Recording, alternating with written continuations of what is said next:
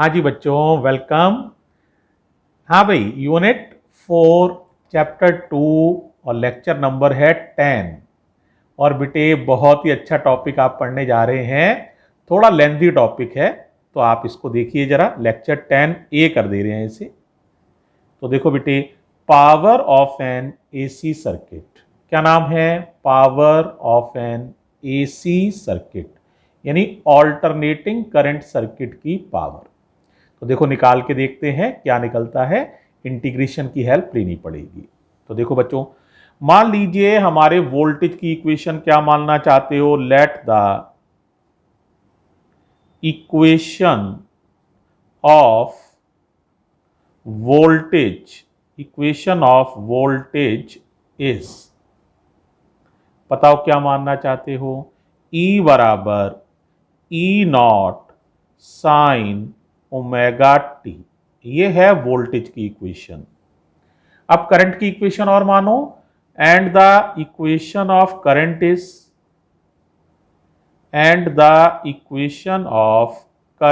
Is, तो देखो बेटे, I equals to I naught sine omega t. देखो दोनों में कुछ फेज डिफरेंस भी हो सकता है। मान लो फेज डिफरेंस फाई का है तो आप ओमेगा टी प्लस फाई भी मान सकते हो, ओमेगा टी माइनस फाई भी मान सकते हो, कुछ भी मान सकते हो, आपकी इच्छा है। फाई मैंने हम वोल्टेज और करंट के बीच में फेज डिफरेंस माना है प्यारे बच्चों। तो मैंने मान लिया ओमेगा टी प्लस फाई। ये है करंट की इक्वेशन। अब बताओ जरा क्या फॉर्मूला होता था वर्क का? जरा बताओ वर्क डन क्या होता था? वर्क डन तुम्हें खूब याद है, होता था VIT। लेकिन देखो, वोल्टेज भी समय के साथ बदल रहे हैं, करंट भी समय के साथ बदल रही है। तो आपको पता है W का फॉर्मूला तो नहीं काम करेगा, DW के लिए फॉर्मूला लिखना पड़ेगा और V की जगह आएगा E। तो ये रह जाएगा EIT।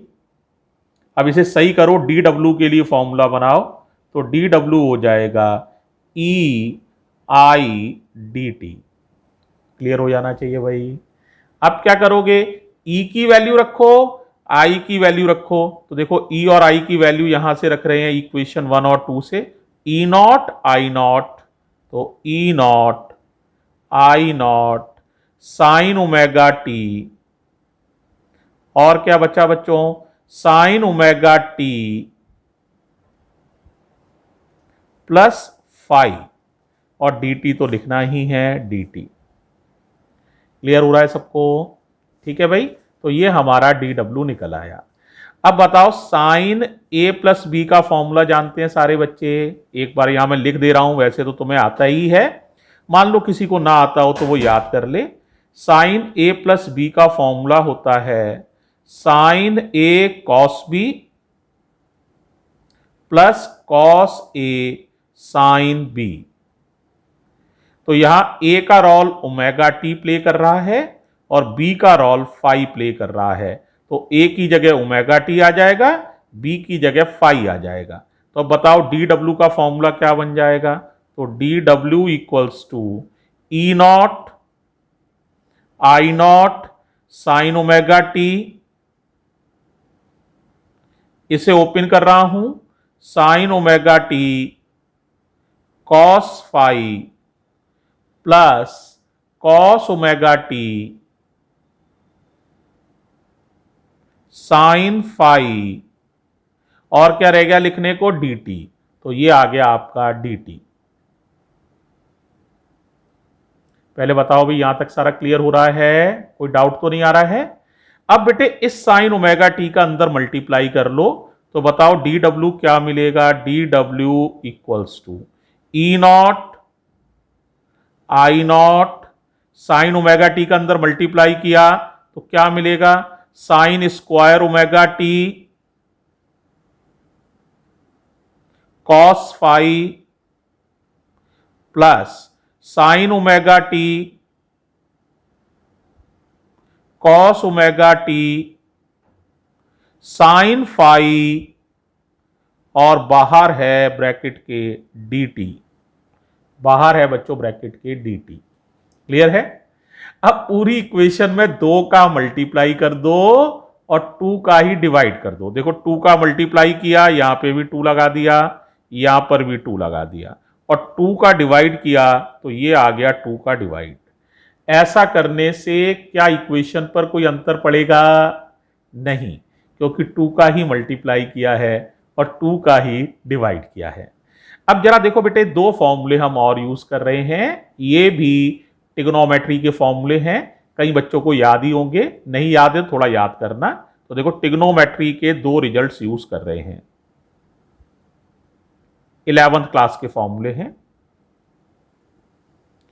ये बताओ भाई, तुम लोगों ने साइन 2 थीटा का फॉर्मूला पढ़ा है? साइन 2 थीटा होता है 2 साइन थीटा कॉस थीटा, और थीटा की वैल्यू ओमेगा टी समझ लो, तो ये हो जाएगा 2 sign omega t cos omega t. देखो ये है, तो इसकी जगह हम लिख सकते हैं sine 2 omega t according to formula. Clear हो जाना चाहिए। एक और देखो बेटा, cos 2 थीटा का भी फॉर्मूला तुमने पढ़ा हुआ है बेटे। अच्छा बताओ cos 2 थीटा का क्या फॉर्मूला होता है? 1 माइनस 2 साइन स्क्वायर थीटा। तो 2 साइन स्क्वायर थीटा को इधर ले आओ, तो 2 साइन स्क्वायर थीटा का फॉर्मूला होता है 1 माइनस कॉस 2 थीटा, और थीटा की वैल्यू वही है ओमेगा टी, तो हो जाएगा 2 साइन स्क्वायर ओमेगा टी। देखो ये लिखा है 2 साइन स्क्वायर ओमेगा टी, और इसका आंसर हो जाएगा 1 minus cos 2 omega T, theta की जगह ओमेगा टी, तो इसकी वैल्यू हो जाएगी 1 माइनस, बोलो, कॉस 2 ओमेगा टी। तो 2 चेंज कर रहे हैं, एक तो यहां चेंज कर रहे हैं इसकी जगह पर, जिस पर मैंने गोला सा बना दिया है, और एक यहां चेंज कर रहे हैं इसकी जगह पर। ओके, अब पेज पलटना पड़ेगा, थोड़ा सा ध्यान कर लो। E naught I naught upon 2, यहां आ जाएगा 1 minus cos 2 omega t cos 5, और यहां आ जाएगा sine 2 omega t sine 5। Is it okay? Page बदल रहा हूं, देखो जरा केयरफुली, सेम ही चल रहा है ना? हम लोग क्या लिख रहे थे? डी डब्ल्यू, ध्यान आ गया होगा। तो डी डब्ल्यू इक्वल्स टू, बोलो बेटे क्या था? ई नॉट आई नॉट अपॉन 2, फिर क्या था बताओ? 1 माइनस कॉस 2 ओमेगा टी, और क्या था? कॉस 5। ओके, और क्या था? dt, dt बाहर था ना तो उसको अंदर ले लिया, प्लस, बोलो बेटे आगे क्या था? साइन 2 ओमेगा टी साइन 5 और dt, dt बाहर था उसका अंदर मल्टीप्लाई कर लिया है। दिखा दूं? लो देखो कहां है dt, बताओ भाई। ये dt था, देखो ये रहा dt, तो dt का अंदर मल्टीप्लाई किया तो यहां पर भी dt अपीयर हो जाएगा, और dt का यहां मल्टीप्लाई करोगे तो यहां पर भी dt अपीयर हो जाएगा, तो ये वाला dt है। ठीक है, तो ये अब देखो जरा आगे केयरफुली देखते हैं। ओके भाई, देखो ध्यान दो थोड़ा सा। तो देखो dw कितना हो जाएगा बच्चों? देखो भाई, तो dw हो जाएगा हमारा,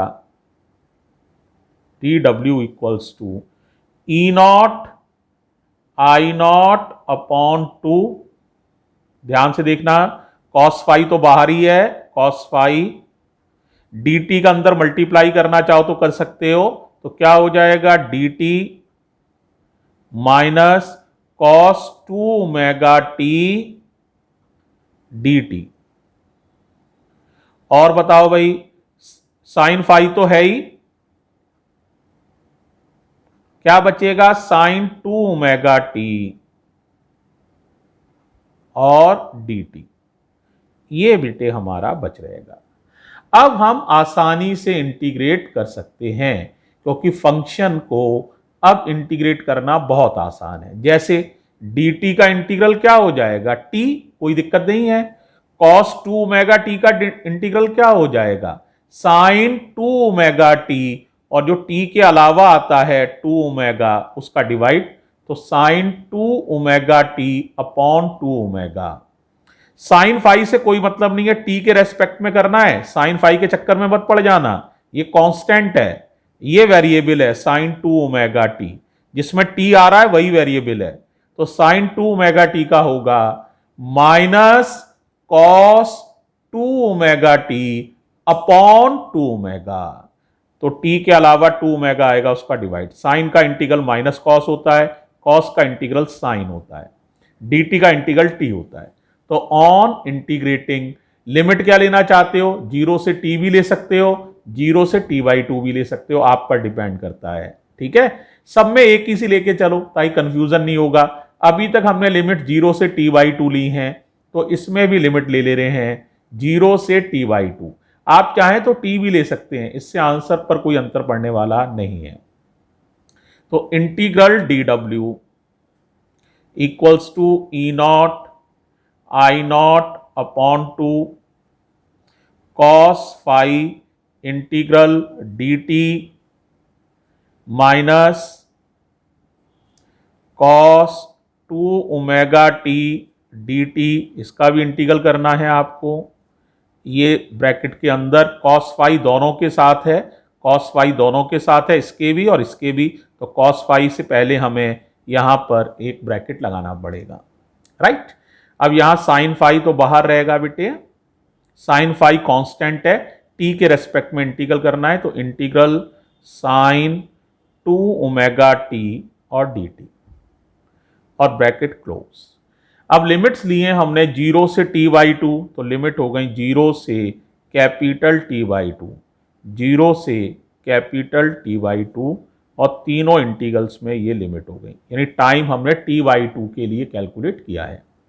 dw का इंटीग्रल आपको पता ही है, w E naught I naught upon 2, cos phi से कोई मतलब नहीं, dt का इंटीग्रल सारे बच्चे समझ रहे हैं t, कॉस 2 ओमेगा टी का इंटीग्रल सारे बच्चे समझ रहे हैं sine 2 omega t upon 2 omega. Limit right hand side 0 से t/2 राइट की तरफ आ गई हैं, साइन फाई कोई मतलब नहीं। अब साइन 2 ओमेगा टी का इंटीग्रल बताओ क्या हो जाएगा, बोलो, minus cos 2 omega t upon 2 omega, limit 0 से t/2 and bracket close. Okay है सारा। अब करनी है upper limit minus lower limit, कोई ज्यादा दिक्कत वाली बात नहीं है, आसानी से कर पाओगे। तो E naught I naught upon 2, cos phi ठीक ही है, अपर लिमिट जहां स्मॉल टी दिखे वहां t/2 लगाना है, और ओमेगा की value 2 pi upon capital T लगानी है, दो चेंज करने जा रहे हैं। तो जहां t दिखे वहां t/2 minus 1 upon 2 omega sine 2, omega की वैल्यू 2 पाई अपॉन टी, और छोटे टी की वैल्यू t/2। अपर लिमिट लग चुकी है। Upper limit minus lower limit, अब जहां स्मॉल टी दिखे वहां 0 लगाना है और निशान पलट देना है, माइनस लोअर लिमिट, तो -0 minus minus plus 1 upon 2 omega sine 2 omega, और छोटे टी की जगह 0 लोअर लिमिट। यहां से यहां तक हम लिमिट लगा चुके हैं, इस माइनस को बाहर ले ले रहे हैं, तो माइनस साइन फाई, ये 2 ओमेगा भी आप इधर लिख सकते हो, 2 ओमेगा। ठीक है, अब देखो आगे की लिमिट इधर लगा रहा हूं, यहां देखना जरा, कॉस 2 ओमेगा, ओमेगा की वैल्यू 2 पाई अपॉन टी, और छोटे टी की वैल्यू t/2, और माइनस कॉस 2 ओमेगा, और छोटे टी की जगह 0, और ब्रैकेट भी क्लोज। ये स्टेप यहां से यहां तक है, 3 लाइन में स्टेप है ये, तो देख लीजिए जरा। अब देखो बेटे क्या क्या तुम्हारा कैंसिल हो रहा है उस पर थोड़ा सा देखते हैं। देखो यहां देखो 2 से 2 कैंसिल, t से t कैंसिल, है ना, ये तो बेटा जीरो ही हो जाएगा, साइन जीरो है। यहां देखो 2 से, बोलो भाई 2 कैंसिल, t से t कैंसिल। अब आपके पास बचा क्या, देखो E naught I naught upon 2 cos phi t by 2 minus 1 upon 2 omega sine 2 pi, ये सब जीरो हो गया साइन जीरो की वजह से, ये पूरा term zero, minus sine phi upon 2 omega cos 2 pi minus cos zero. Cos zero 1 होता है, इसलिए कॉस जीरो को छोड़ मत देना, ठीक है। अब जरा मैं लिखने जा रहा हूं, केयरफुली देखना। रेडी हो? बोलो भाई डब्लू का फॉर्मूला क्या आ जाएगा? डब्लू आ जाएगा, बोलो बेटा ई नॉट आई नॉट अपॉन 2, फिर था कॉस फाई, फिर था टी बाई 2, फिर है माइनस 1 अपॉन 2 ओमेगा साइन 2 पाई। आगे वाला हिस्सा जीरो हो गया था तो जीरो ही लिख दे रहा हूं मैं, या नहीं लिख रहे हैं, जीरो तो जीरो ही है यार, minus sine phi upon 2 omega cos 2 pi minus cos zero. ये हो चुका है हमारा फंक्शन। चलो भाई थोड़ी सी हेल्प की और जरूरत है।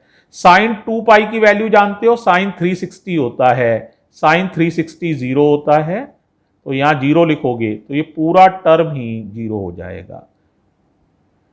अब बताओ क्या बचेगा तुम्हारे पास, तो W equals to E naught I naught upon 2 cos phi t by 2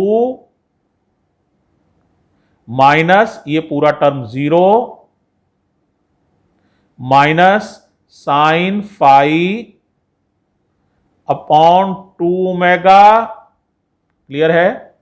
और देखो बेटा कॉस 2 पाई की वैल्यू 1 और कॉस जीरो की वैल्यू भी 1, तो 1 कॉस 2 पाई, कॉस 2 पाई 1 होता है, कॉस जीरो भी 1 होता है, 1 माइनस 1, 1 माइनस 1 जीरो, तो ये टर्म देखो यहां से यहां तक कुछ भी नहीं बचा, ये सब हो गया जीरो। जीरो और जीरो का multiply sine phi upon 2 omega में होगा ना, तो ये भी जीरो, ये सब जीरो। अब ये बचा बस, यानी अब क्या बचा आपके पास, बहुत छोटा सा आंसर बचा है, तो W equals to E naught I naught upon 2 cos phi and t by 2। ये वर्क डन बच्चों निकल के आ गया। लेकिन हमारा फॉर्मूला था पावर या average power of N AC circuit. तो बताओ एवरेज पावर का फॉर्मूला क्या होता है? एवरेज पावर होती है work done upon time. Time की वैल्यू आपने ली थी T by 2, if you remember. Integral की लिमिट यही ली थी ना, 0 से टी बाई 2, तो टाइम की वैल्यू टी बाई 2 है। जब W में स्मॉल t का डिवाइड करोगे तो ये t बाई 2 है टाइम, तो ये कट जाएगा, ये कट जाएगा, तो आपके पास पावर एवरेज का फॉर्मूला बचेगा E naught I naught upon 2 cos phi. या तो ऐसे ही लिख लो, ये भी अच्छा है, पर जनरली इसको थोड़ा सा चेंज कर लेते हैं। तो उसको देखो क्या चेंज कर लेते हैं, जरा देखो। या पावर एवरेज को आप ऐसे भी लिख सकते हो, ई नॉट आई नॉट, नीचे 2 था ना तो अंडर रूट 2 यहां लगा दो, अंडर रूट 2 यहां लगा दो और कॉस फाई लिख दो। अब ई नॉट अपॉन अंडर रूट 2 ये हो गया ईवी। ईवी की वैल्यू होती थी, याद आ गया होगा, E naught upon under root 2, virtual value of voltage. इसकी वैल्यू होती थी IV, virtual value of current. तो P एवरेज का फॉर्मूला ऐसे भी लिख सकते हो, EV IV cos फाई। ये बहुत इंपॉर्टेंट रिजल्ट है, EV IV cos फाई। तो ये दो तरीके से आप एवरेज पावर को लिख सकते हो। यहां पर दो तीन बातें ध्यान देने वाली हैं। ईवी और आईवी के प्रोडक्ट को, यानी ईवी इंटू आईवी, इस टर्म को कहते हैं हम लोग apparent power. The product of EV and IV is called apparent power, and the cos phi is called power factor. और पावर फैक्टर की वैल्यू मैंने बताई थी, cos phi होता है R/Z। तो याद रखो, पावर एवरेज का फॉर्मूला होता है EV IV cos phi। The product of EV and IV is called apparent power and cos phi is called power factor. ये ध्यान रखना है। अब एक बार तुम्हें सारा आर्टिकल समझ में आ गया है, इसको बेटा इस वीडियो को 2 बार आपको देखना चाहिए।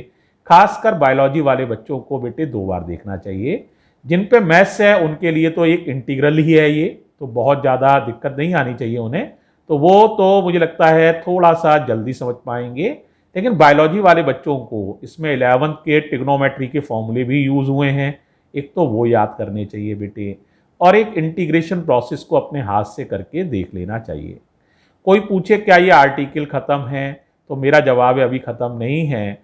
अगले वीडियो में इसका नेक्स्ट पार्ट डिफरेंट सर्किट्स में पावर निकालने को हम कर रहे हैं, तब ये फिनिश होगा। थैंक यू बच्चों।